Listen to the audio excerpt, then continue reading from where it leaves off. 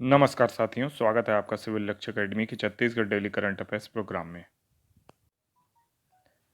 पहला प्रश्न है, वसंत साहू का संबंध किस क्षेत्र से है? तो इसका सही जवाब है चित्रकला। तो वसंत साहू जी जो हैं, इनका संबंध जो है चित्रकला से है। राष्ट्रीय अधिवेशन में सम्मानित हुए हैं। 5 लाख की आर्थिक सहायता जो है इनको मुख्यमंत्री श्री भूपेश बघेल जी ने प्रदान की है। तो ये सारी जानकारी आपको याद रखना है। 112 डायल अप सुविधा राज्य में कितने जिलों में शुरू कर दी गई है? तो इसका सही जवाब है 28 जिलों में।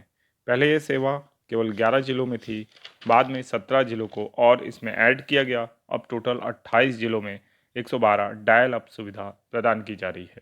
तो ये जानकारी काफ़ी इंपॉर्टेंट है, इसको याद रखना है। आपसे एक प्रश्न है, कमेंट बॉक्स में बताइएगा कि 112 डायल अप सुविधा किस लिए प्रयोग में लाई जाती है? छत्तीसगढ़ में मिनी आंगनबाड़ी कार्यकर्ताओं का मानदेय अब कितना हो गया है? तो इसका सही जवाब है 7,200 रुपये।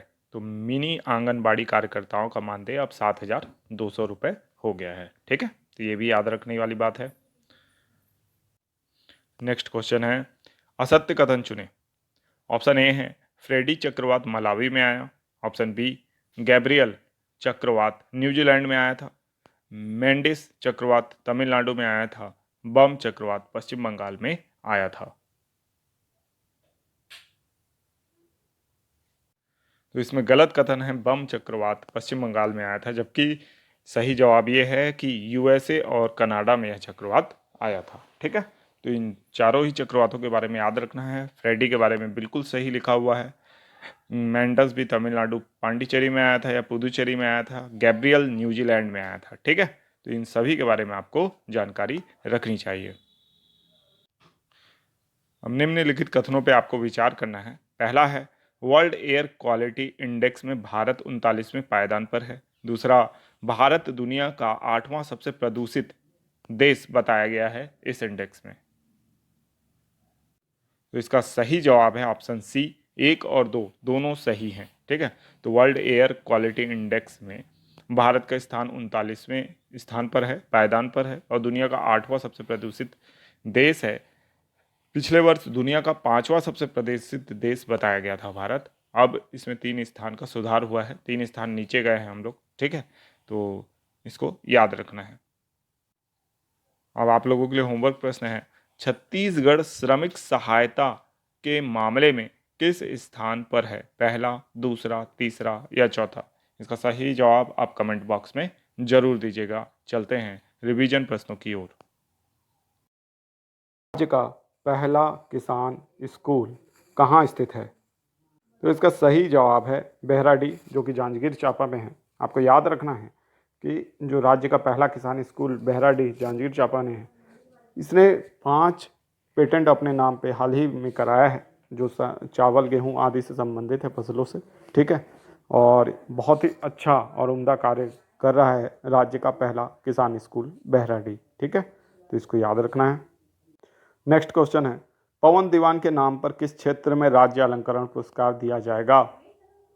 तो इसका सही जवाब है कविता लेखन। देखिए, बहुत ही इंपॉर्टेंट क्वेश्चन है, इसलिए रिपीट भी हो रहा है कि कविता लेखन के क्षेत्र में पवन दीवान के नाम पर अब राज्य अलंकरण पुरस्कार दिया जाएगा। ठीक है, तो अभी तक साहित्य के क्षेत्र में दिया जाता था जो राज्य अलंकरण पुरस्कार है सुंदरलाल शर्मा जी के नाम पे। ठीक है, अब कविता लेखन के क्षेत्र में एक अलग ब्रांच बन गई है कविता लेखन, जिसपे पवन दीवान के नाम पर पुरस्कार दिया जाएगा। ठीक है, क्योंकि ये राज्य अलंकरण सम्मान है, तो ये बहुत ही इंपॉर्टेंट होता है और इसको आपको याद रखना है। क्वेश्चन आते ही हैं हर एग्ज़ाम में, इवन CGPSC में भी एक क्वेश्चन हर साल आ ही जाता है इससे। ठीक है, नेक्स्ट क्वेश्चन है, अंजिता साहू को कौन सा सम्मान प्राप्त हुआ है? तो इसका सही जवाब है स्वच्छ सुजल सम्मान, है ना। अंजिता साहू को स्वच्छ सुजल सम्मान प्राप्त हुआ है। ठीक है, इसको याद रखना है। और स्वच्छ सुजल सम्मान जो है ये दुर्ग जिले की अंजिता साहू को क्यों प्राप्त हुआ है?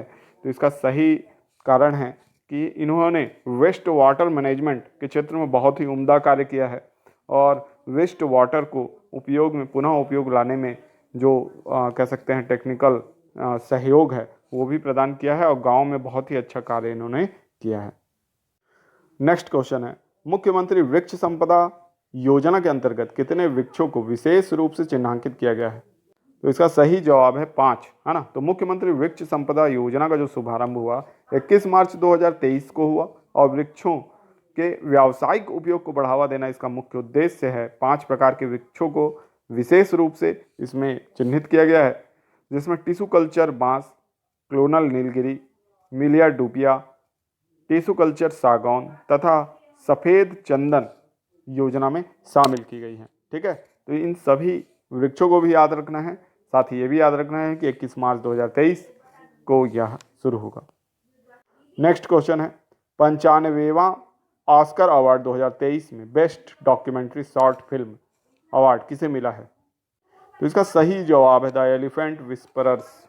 ठीक है, द एलिफेंट विस्परर्स जो है ये एक शॉर्ट फिल्म है, भारत की है और इसे ऑस्कर अवार्ड से सम्मानित किया गया है। बेस्ट डॉक्यूमेंट्री शॉर्ट फिल्म इसे चुना गया है। ठीक है, तो इसको याद रखना है। साथ ही साथ एक और ऑस्कर अवार्ड हमने जीता है बेस्ट ओरिजिनल सॉन्ग में, जो नाटू नाटू सॉन्ग है वो बेस्ट गाना चुना गया है। ठीक है, तो इसको भी आपको याद रखना है।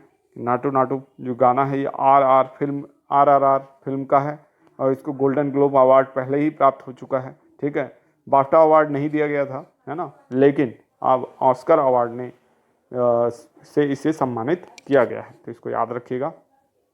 नेक्स्ट क्वेश्चन है, 32वां व्यास सम्मान 2022 किसे प्राप्त हुआ है? तो इसका सही जवाब है डॉक्टर ज्ञान चतुर्वेदी को। तो डॉक्टर ज्ञान चतुर्वेदी जिन्होंने उपन्यास लिखा है पागलखाना, ठीक है, और इस उपन्यास के लिए इन्हें मिला है 32वां व्यास सम्मान 2022। ठीक है, इसके अलावा 31वां व्यास सम्मान जो है वो महाबली के लिए प्रदान किया गया था, असगर वजहात को। ठीक है, तो ये भी आपको याद रखना है, 31वां और 32वां